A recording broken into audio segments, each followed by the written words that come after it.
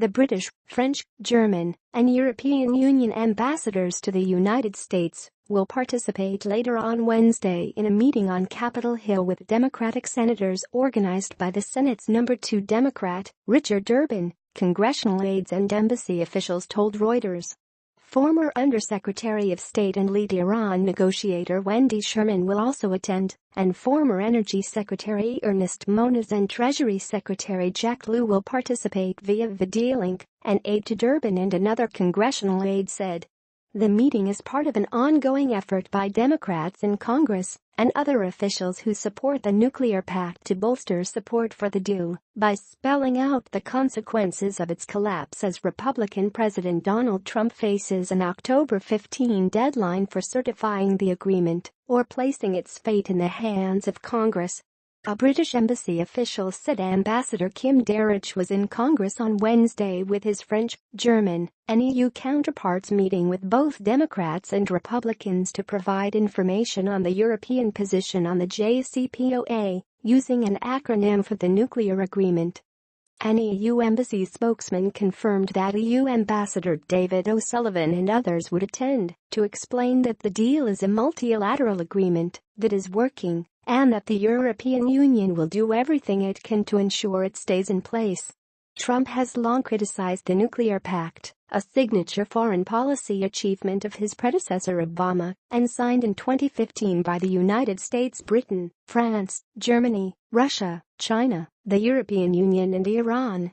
Senior White House officials have said that Trump is leaning toward a course of action that could lead to the United States abandoning the pact, despite apparent disagreement within his administration over whether that is the best way forward.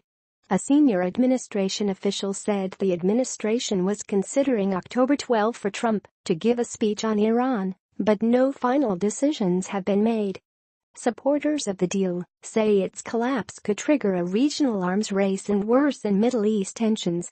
Opponents say it went too far in easing sanctions without requiring that Iran end its nuclear program permanently. The ambassadors have said the deal's demise would be a major loss that could lead to increased enrichment by Iran and weaken international proliferation efforts as the world grapples with a growing nuclear threat from North Korea.